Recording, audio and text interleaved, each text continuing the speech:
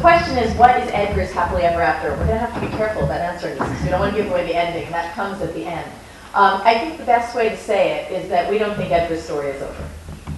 How's that? I talked about a sequel to the book because if you read it, the characters, you'll see their lives are left a little bit unsaid as to what happens, and so there definitely is room for a sequel. And we talked about it. It would be very fun to write it together. So maybe one day. What inspired you to become a writer? Well, what inspired me to become a writer? I have always written my whole life. The first thing I wrote that anyone saved was when I was 5 years old. I wrote and illustrated a book called The Lobster That Was Misunderstood. My mom still has it. And I can't remember a time that I did not write. So it isn't strange to me that I became a writer. It's remarkable to me that anyone wants to read what I write. That's a great thing. I wasn't expecting that. Repeat the question. So how was it working as a mother-daughter team writing this book? It was great. A lot of people would think that as a teenager you couldn't even stand staying with your mother in the room for that long. But my mom and I have a great relationship.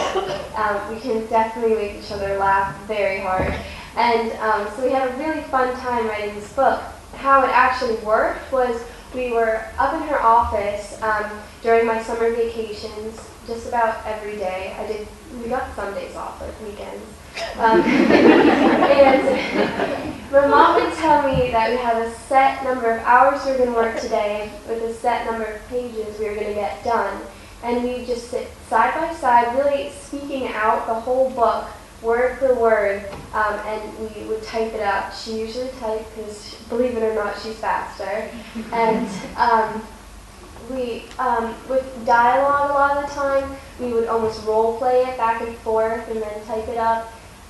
It was really it was a partnership, 50-50 right there. Did we worry that we were going to be creating a book that was too complicated for younger readers? If you asked me, sort of where this book is targeted, I would say it's targeted to young adults who are maybe not quite ready to read the emotional content of my adult books. And I hear from moms all the time who say, couldn't you just write a watered-down version of the pack so that my kid can read it? And she's 12 years old. And I think, no, I actually cannot do that. I would much rather wait until your 12-year-old is old enough to read it the way I wanted it to be read. But that said, this was a really great opportunity for me to introduce younger readers to a very sophisticated style of text. This is a complicated text for a 10-year-old, and I'll tell you why. Most books written for 10-year-olds do not have 3 different narrative sections, 2 of which are first-person narratives, and then 1 of which is a third-person fairy tale narrative. And that, the reason that you as adults can read a book like that and not blink is because your cerebral cortex is fully developed. A 10-year-old is not.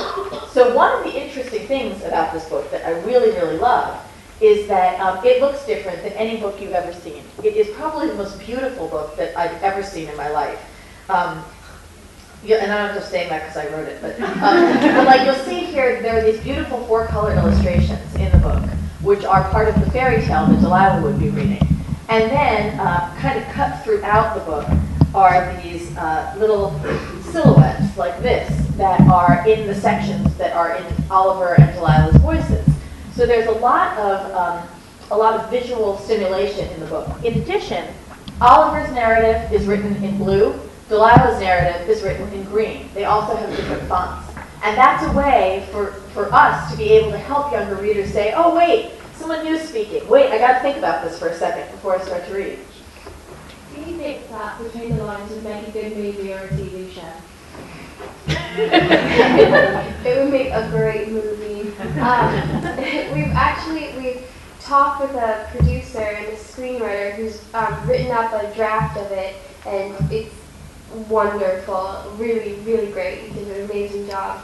And the special effects would just be awesome in this movie. All these little details that we've written it would be very cool. Yeah, I mean, so hopefully it will happen. He actually has to go pitch it in about a week's time in Hollywood. We'll see if he gets any bites. But it's very funny because I've been following a lot of the tweets on this book, and a lot of people are saying it's like she created a whole new Disney fairy tale, and which is exciting because I kind of look like the new Brave princess anyway.